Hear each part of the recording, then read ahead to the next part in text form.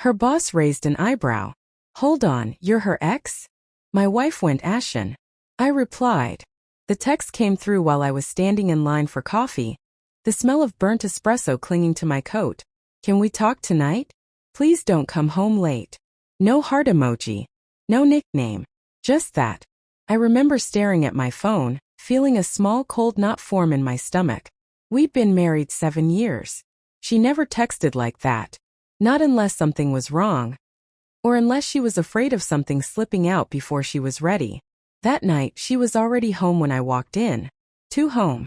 Dinner laid out, candles lit. A smile stretched tight across her face like it had been practiced in the mirror. You okay? I asked. Yeah, she said quickly. Just tired. She didn't meet my eyes. That was how it started. Not with proof. Not with certainty. Just the feeling that something familiar had shifted a few inches to the left. Over the next few weeks, the signs stacked up quietly.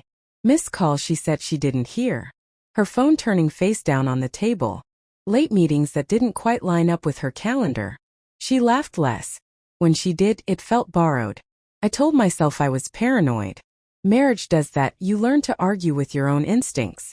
Love teaches you how to doubt yourself better than anyone else ever could. Then she mentioned her boss more often. Mark thinks we should restructure the team. Mark says this could be big for my career. Mark worked late too. Mark. Always Mark. I finally met him at a company fundraiser.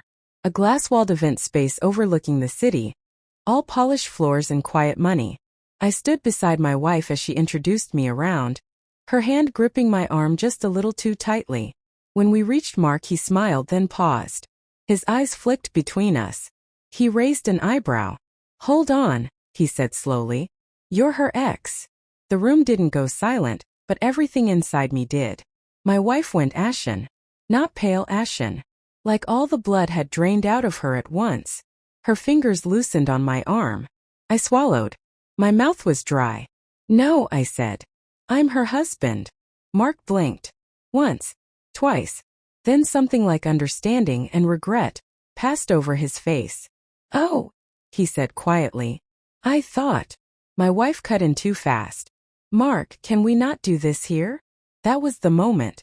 The exact second something inside me cracked. On the drive home, she stared out the window.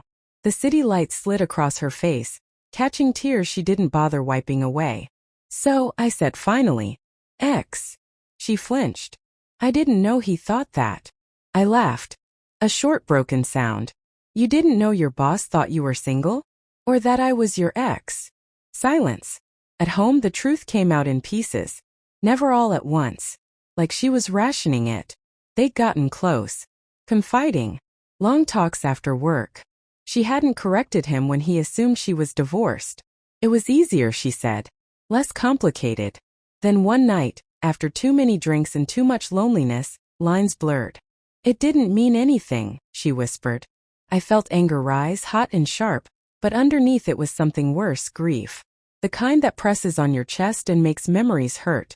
Our first apartment. The way she used to fall asleep on my shoulder. Sunday mornings. All of it felt contaminated now, like I'd been walking through a house slowly filling with gas. Unaware until the spark hit. I asked to see the messages. She hesitated. That hesitation told me more than any text ever could. When she finally handed over her phone, I didn't read every word. I didn't need to. The tone was enough. The familiarity. The intimacy that used to belong to us. I never planned to leave you, she said. I swear. I believed she believed that. But betrayal doesn't need an exit plan to destroy you. It just needs a door cracked open. The turning point wasn't the confession. It was the next morning. I watched her make coffee, moving carefully like the house was made of glass. I realized something then. Even if she stayed, I would never again feel completely safe beside her. We talked for hours. She cried. I didn't. Not yet. I told her I needed space. Not to punish her, but to remember who I was outside of this pain. When I left, she asked, "Is this goodbye?" I looked at her, the woman I loved, the woman who broke something precious between us. I don't know, I said honestly. But it's the first time I'm choosing myself. Months later, I still think about that night. About the raised eyebrow. about how close I came to never knowing the truth. Betrayal doesn't always announce itself loudly. Sometimes it whispers. Sometimes it smiles across a dinner table. And sometimes the strongest thing you can do is walk away. Not because you stopped loving them, but because you finally remembered how much you're worth.